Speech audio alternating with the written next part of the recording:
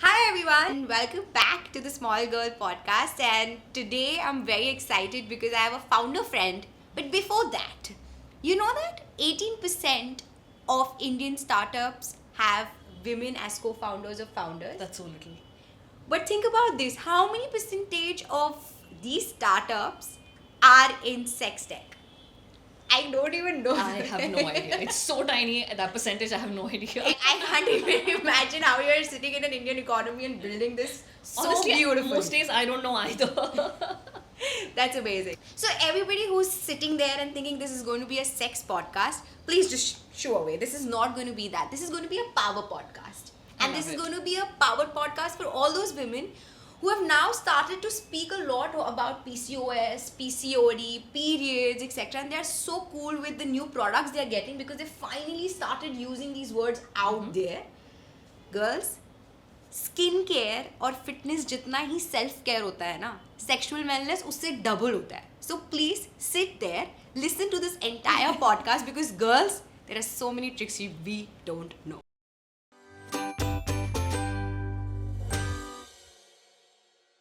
Before we get going, let's talk about this incredible founder who has been changing and rewriting so many taboos, myths around this space with her project, Sangya Project. Hi Shweta, how are you doing? I'm good. Thank you for having me over. Thank you so much for sitting down, and I'm super excited, at the same time super nervous. And I'll tell you why, because I've studied a lot. Trust me, I've given one of the most toughest exams, but when it comes to this topic, I'm a noob. That's generally how this space is.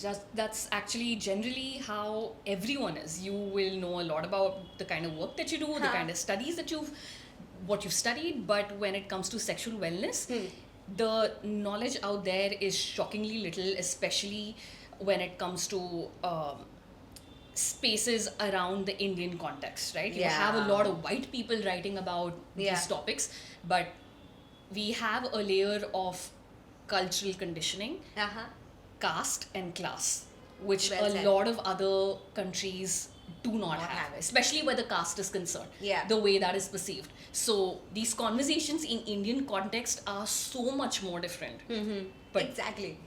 But I'm very, very interested in the younger Shweta, right? Like the one who was maybe like, school or college, like, was this always the aspiration? Was this a space that always interested you? How did you stumble upon it? How was that?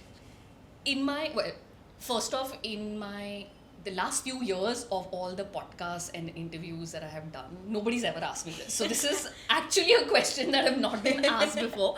But no, it's not as if growing up, this is what I wanted to do. I'm actually a lawyer by degree. You're a lawyer. I'm a lawyer. Where did you practice? Bombay High Court for about 12 years before we started doing Sangya full time. But, hardcore litigation, right? So I was very clear that I wanted to do law while growing up. But what was also happening simultaneously is that very often I would realize that anyone who was sort of easy on the eyes was simultaneously sexually harassed and slut-shamed. Right? This was something that I would notice happening with girls around me. This was something that would happen to me consistently.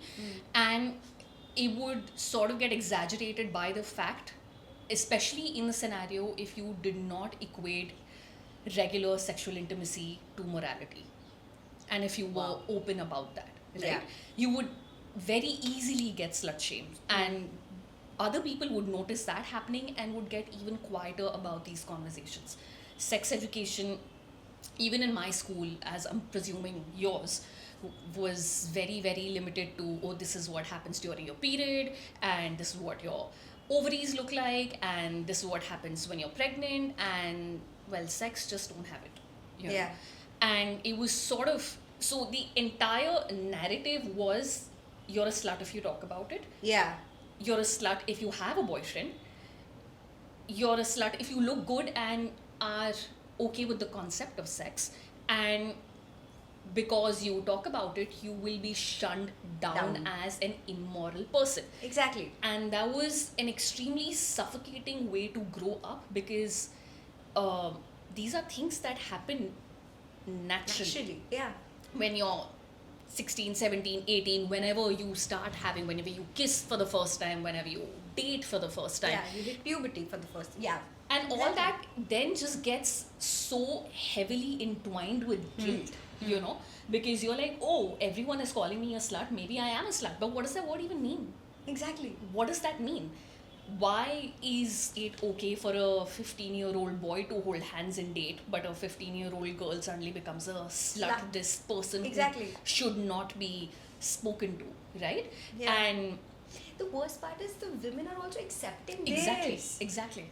It's like, okay, people can speak whatever they want to speak, but then once I also start accepting that this is the image that the society is creating about me, and I'm like conducing to it, I think that's when you're giving them up. You're losing the game already.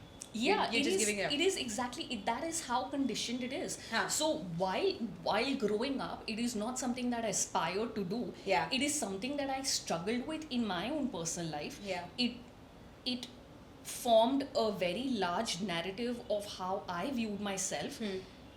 And grew up with those feelings of guilt while not understanding where that guilt was coming from. Beautiful. I think that's very true. But you know, on this journey that you've come through, there might have been so many hardships, right? Like Slut shaming was one of them. Slut shaming was definitely one of them, but you're a high court lawyer. Like, for God's sake, I mean, like, I know you're extremely strong, you're opinionated, you can speak well, you can articulate, and you know, with your words can position yourself better. But then too, there's so many hardships that must come through as a founder here. What were they like? Like, oh my God, so many, good God. I think one of the biggest ones, and I preface this by saying that I do not typically view the world around me with a lens of this is about me looking at myself as a woman. But so the sexism is rampant, and a very predominant example of that through the years has been the way people would interact with me versus the way people would interact with my COO, who is also my husband. And the variation would just be so stark. Like I said, right? Yeah. Like if I'm talking to someone, I'm not viewing the world around me as with the lens of sexism, right? Exactly. But when you see the same person talking to your CEO, you're like, that is a very different attitude. And then you have to be, and that's the thing, then you have to be that much harder to get that point across, to get things done, because you have to let them know that you cannot look down on me or think less of me because of my sex. And that of course changes your entire attitude, because there is no, unfortunately, then that entire space of being soft for you does not exist. Exactly, because the minute you are soft, you are viewed as hormonal, hysterical, or all of those things, right? These are not terms that are being thrown around for the sake of pop culture conversation. These are things that happen on ground that you see day to day. But that is very centric to being a woman founder. But being in this space of sexual wellness, of course, comes with its own challenges, right? I mean, when we started and have spoken about this also on various occasions about how people wouldn't want to work with us because of the space that we're in. People would look down upon us, but that has also very rapidly changed. Yes, just in the last couple of years, when to start with banks and payment gateways weren't ready to work with us, that has dramatically changed to now them saying that please come work with us. So that is also, those are also things that you're seeing, which is extremely encouraging. Exactly. And I think that's the fact, right? You all are listed on Blinkit. You all are going to get listed on Zepto now. I mean, that's like, this is because consumers, and for people who don't know, it's not easy to get listed on Blinkit or Zepto. There are so many things that they check, right? They check if the demand is there. They check the credibility of the product. They check if we need to stock that much units of a product, right? Because for them, that's the cost. Correct. So they really verify, and when they see that the consumers want it, that's when they get the product. Correct. This is crazy. But in this journey, who are the best supporters that you've got? Because it's a hard journey, and I can hear it from you. Who are the best supporters in your initial days? Ashish's family, hands down. I mean, apart from both Ashish and Tanisha, who are my co-founders, and my partners, Ashish's family has been rock solid. His father was in the import-export business, so a lot of advice came from him. He's run multiple businesses, so the initial hiccups that we would have, or the initial paranoia that we would have, would be sort of assuaged by him. So, and the fact that none of them ever considered this to be a space that we shouldn't be because of moral reasons just went such a long way that is just something that we stopped thinking about altogether. Yeah. Which is a very big deal. Yeah. Even when we first started talking to them and told them that this is what we want to do, not once was the question, what are you doing with your life? Log kya bolenge? None of that. None of that. Ki how are we going to face the community? None of that. Kuch nahi. And sometimes you just need that one push. That one support system. It's everything. Yeah. It's and everything. And it's beautiful. to the point where now when there are newspaper articles about us, there are podcasts, they will share it with their friends. That's the kind of pride they feel, right? And you need that from your family. Yeah. Because while it may not seem like, and it's easy to say, no, please go ahead and do your own thing, it's there in your periphery. Yeah, it is. You feel that that's disappointment, that discouragement. Exactly. It feels that you're doing so much of hard work, and the it's only people that you want to matter to, and they don't care. But beautiful. What about your family? Oh, my family found out, and I mean, they were not pleased. That is just to put it very, very mildly. Okay. I think my mother's still sort of ashamed of it. Yeah. She loves me with all her heart and tries to support me. She doesn't fully understand it. She again, like a lot of people in their generation, equates it to morality. And which is funny because that is a question that I get asked now even by people of my generation. So forget about theirs, right? Yeah. But they try to be supportive in their own way. Like, she'll call me up and she'll be like, oh, how's work going? She doesn't understand it. She's made it clear, but she simultaneously also made it known that, you know, she loves me a lot, and that doesn't change. And for someone who is 70-something year old and has been brought up in such a conservative environment, that's almost as much as I can expect and hope to get. That the love and the quality of the interaction that I have with her, with them, does not change. My the rest of my family knows they're pretty cool with it. So that's not an issue. Tanisha's family is also pretty okay with it. But the kind of support that we've received from Ashish's family has been incredible. His entire extended family, not also. just his parents and brothers. So that's been amazing. Beautiful. With this actually makes me think about one thing, you know. As a child, or any parent out there, who's struggling of talking to a child about this topic, right? Yeah. As a child, how would you want to know about sexuality, or you know, how do you find your sexuality? Like, how would you want somebody to communicate with you? Like, firstly, to take the guilt away from it. Beautiful. It is so important to start off with that the shame needs to be done away with. You cannot help someone while simultaneously condescending or shaming them. So I think that would be the very first thing that needs to be done away with, and that would be that's how I would hope or wish that it had gone for me. And it sort of becomes easier with that, right? Because the minute you entangle shame at such an early age and guilt at such an early age, it permeates. Yeah, exactly. It permeates, and it takes decades to do away with that, because everything else then sort of falls in place, because then it becomes about knowledge.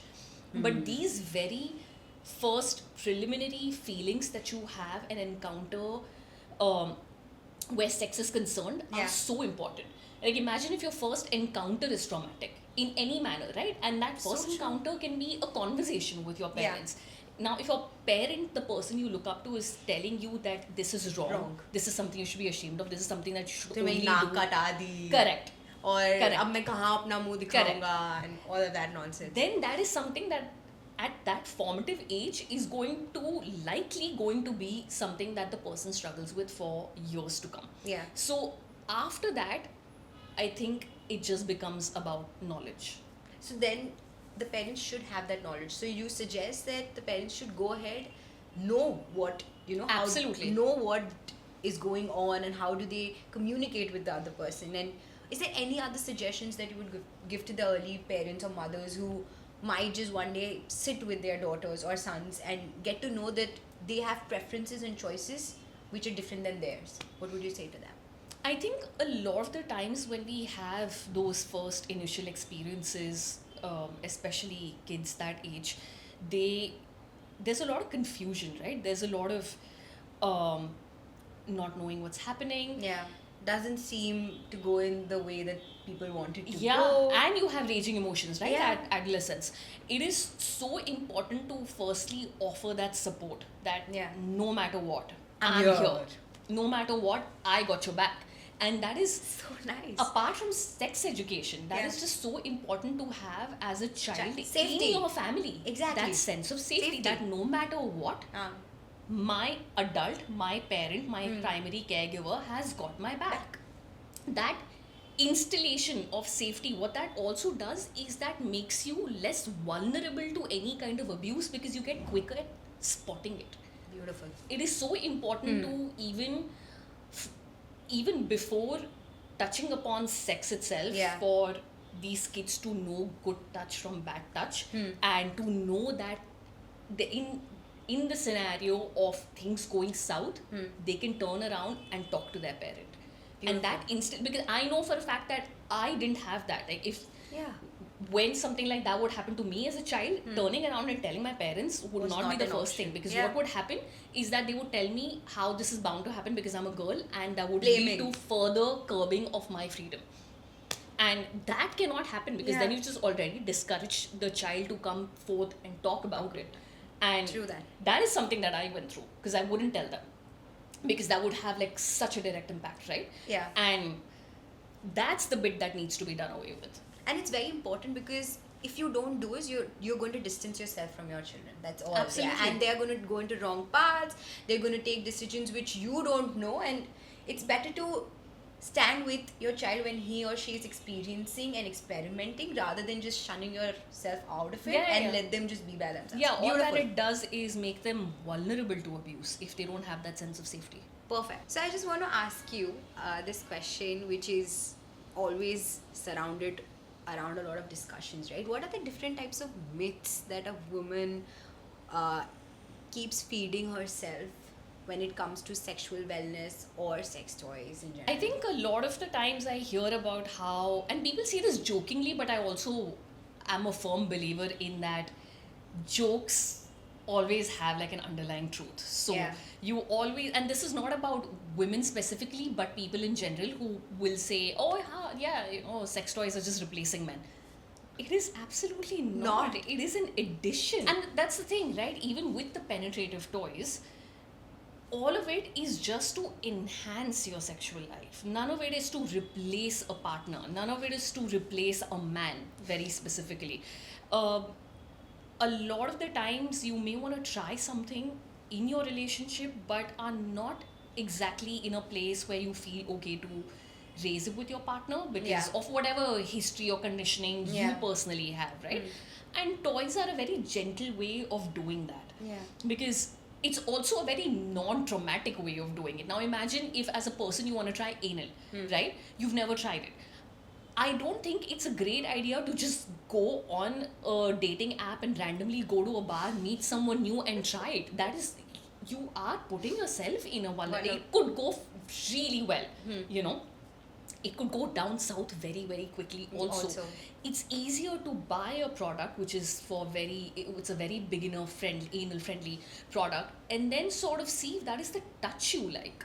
If that is, if that actually does anything, or if it's if it's the thought of it sounds nicer, Sounds nice. then Makes sense. it's in reality. And then you know.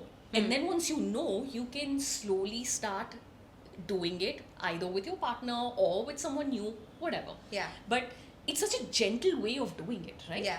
I think another one that I hear very often is virginity and sex toys. Now, Yeah, I can understand that. and that's a complicated one, right? Because virginity itself is a myth. The whole hymen getting torn itself is a myth. Yeah. It doesn't happen to a lot of women that because we're so physically active, right? Like we stretch, we dance, we play sports, etc., there's a very high chance that the hymen is already ruptured. Or that it was ruptured at a very young age for whatever I don't know, reason, horse riding. But the point is that this is also a concern for example, my mother had when I started using tampons. She was very upset because she was like, this is how you're going to lose your virginity. I'm like, nay ma, that's not how it works. But so a lot of people have this concern, and we, again, I'm not trying to be condescending. You have to meet people where they are, right? So you can bust the myth, keep talking about it. You can also, just for their mental safety, tell them that, oh, there are clitoral toys that exist as well, while we are telling you that this is not how it happens. For your own mental peace, this is also something you can use. I'm not, if this is a fear, then it's a fear. It's a fear. I can tell you what the facts are, but if it plays on your mind, it plays on your mind. And so that is something that we get very, very often.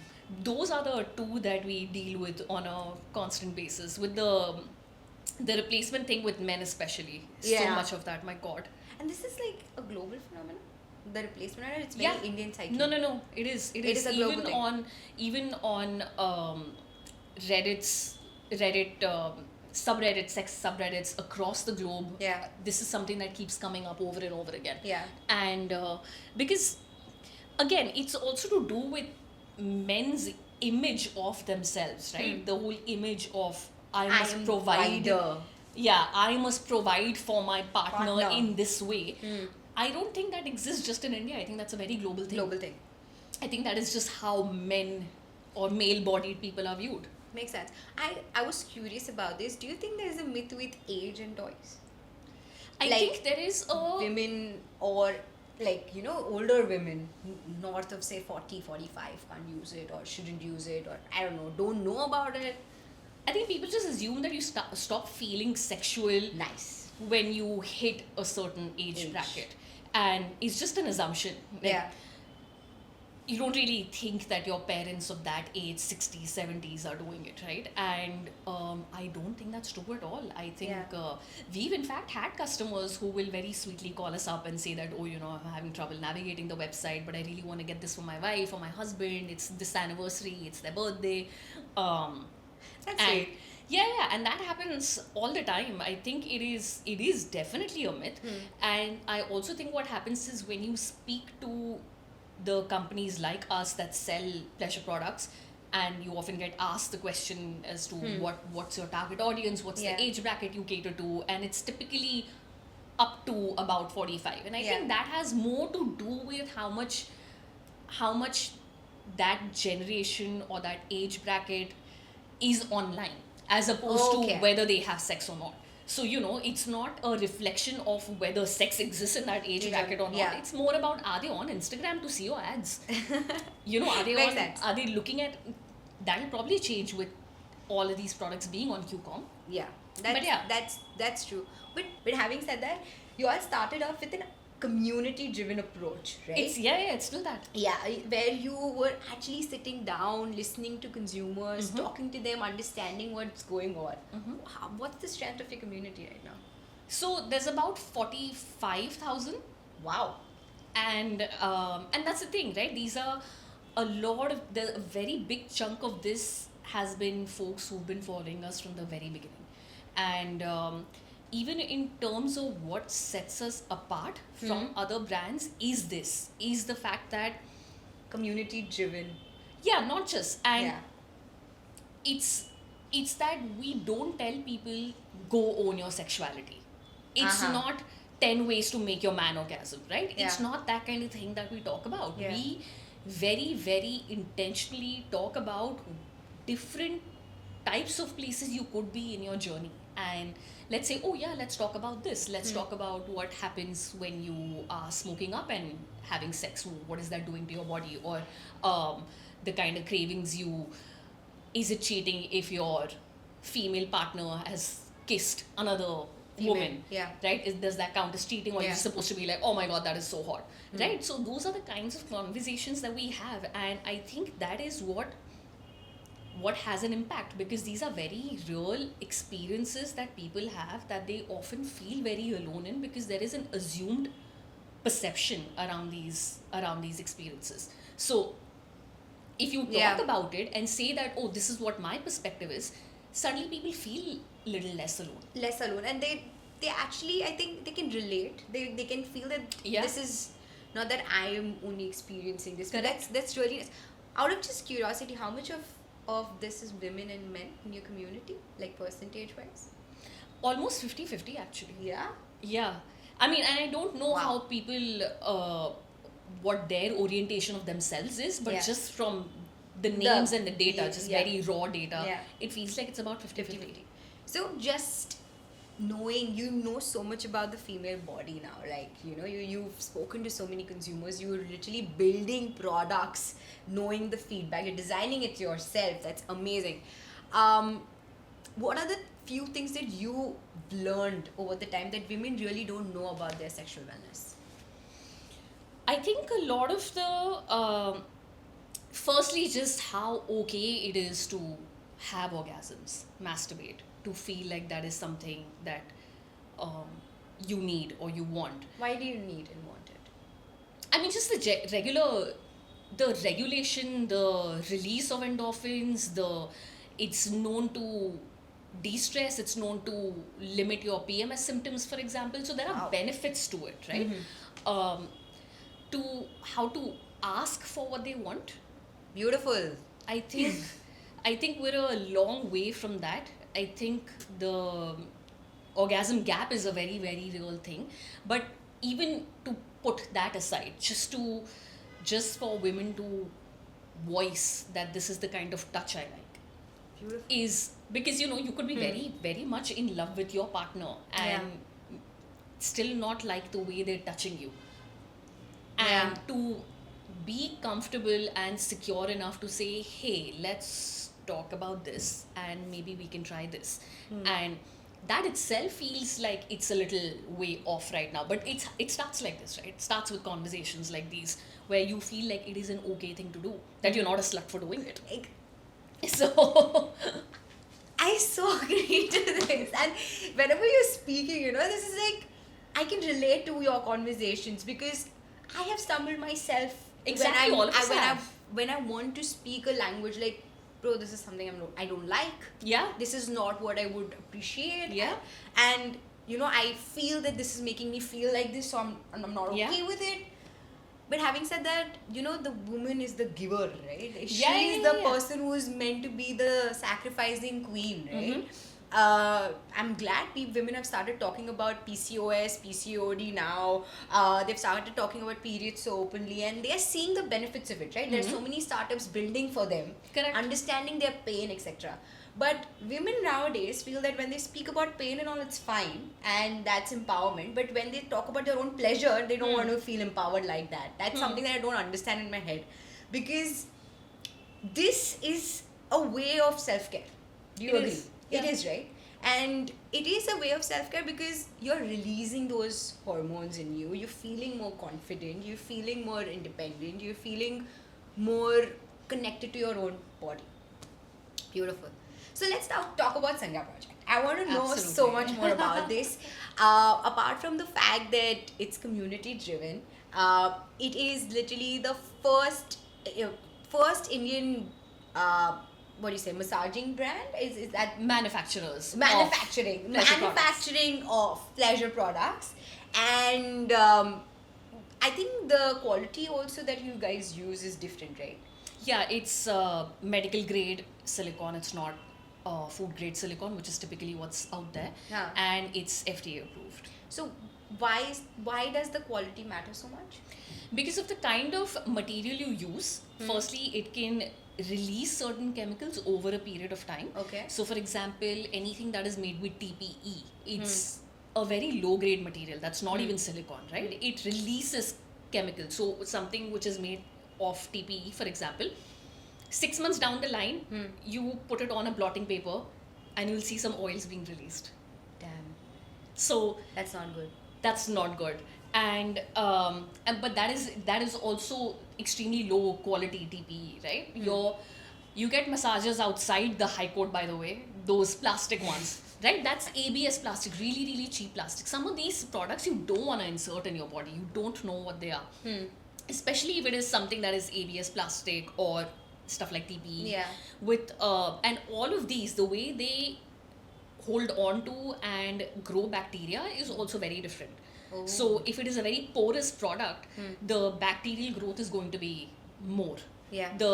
The thing with medical grade silicone is that it's that much resistant to growing bacteria. So it is Got it. safe to insert, it's safe to use, it can be used long term. Yeah. It's not something that you need to discard in 6 months. Yeah. So the not only is it safe for you to insert or use on your body, it also increases the shelf life of the product itself quite dramatically, which is something that is important to us because you're paying money for it.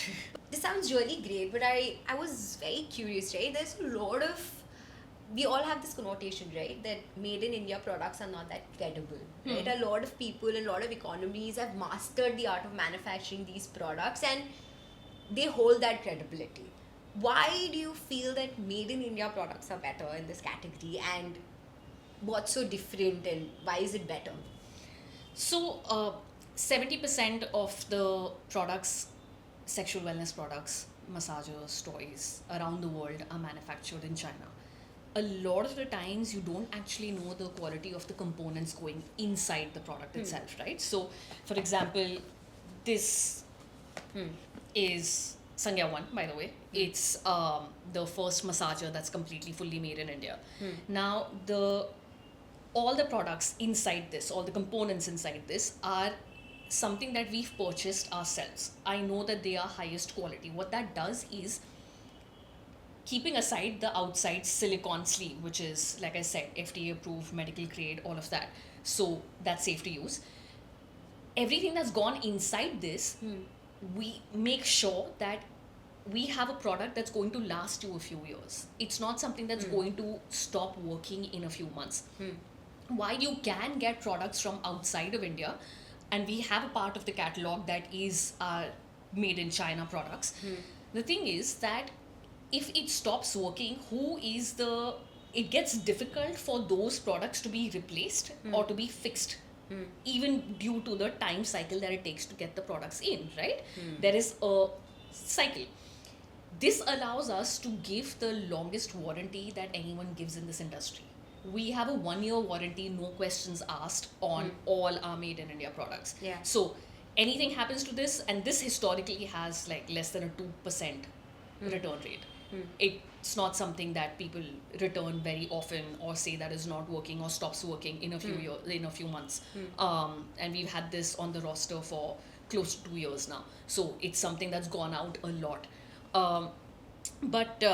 And that's predominantly the difference, right? I know what I'm putting inside the products to make them last longer. Makes Not sense. just that.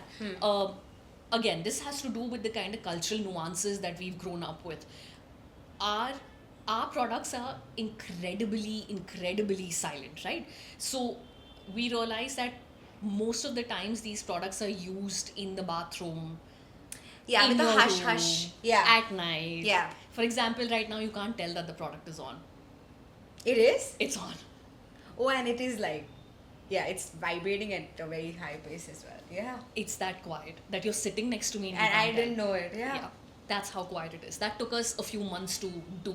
Figure out. So yeah. if you're sitting and using it in the bathroom while everyone is sitting outside, nobody's going to know. Shweta, this is a question that's, after your conversation with you, you're so much more than a person who's selling sex toys. Do people actually look at you differently?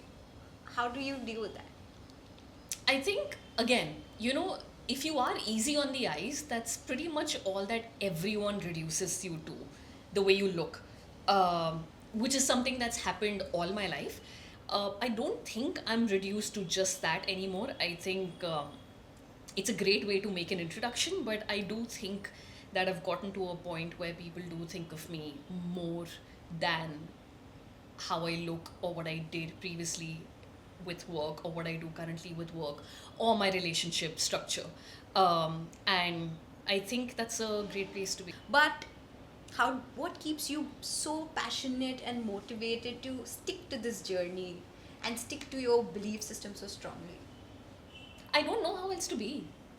I don't know how else to be, but the level of opinionated that I am, because anything else would involve having some kind of a mask, which I feel like I'm absolutely incapable of. What are the last things that you want to say to every woman who is watching this, so that they can feel more confident about their own sexuality, more willing to explore their own bodies? What do you want to tell them? I think first would be to come to terms with wherever it is that you are in your journey, right? And to, again, like I keep saying, do away with the shame and guilt that has come with that. If you've never experienced an orgasm in your life, that's okay. There is absolutely no need to feel guilt or shame about it. That's just where you are. Yeah. The second thing would be, are you curious about your body? Because that is a great place to be, because that's where everything begins, right? Yeah. If you are, then I would encourage and really, really hope that you're also patient with yourself while you navigate that terrain, keeping in mind the kind of conditioning, potential trauma, past experiences that you have faced. And that curiosity is everything, because I would nurture that. I would give that a lot of room and space to grow, to sort of understand what kind of touch, what kind of pleasure I like, and then make way from there. And you will only learn it once you experience it, and there's no playbook of knowing your body more than you spending time with it. Right? Yeah, That's yeah. it. I think that was amazing. Thank you so much, Shweta. This has Thank been you for having me. so much of learning for myself as well. I feel that even after being surrounded with so many independent, smart, motivated women out there, right? They still shy away when topics like this comes up. And we Absolutely. need more talks like this, and we need more products like this to help us experience what being a woman can also be, and foster our relationships better, decrease stress, and just be happy. Thank you so much. Exactly why we exist. Thank you for having us. Thank you so much.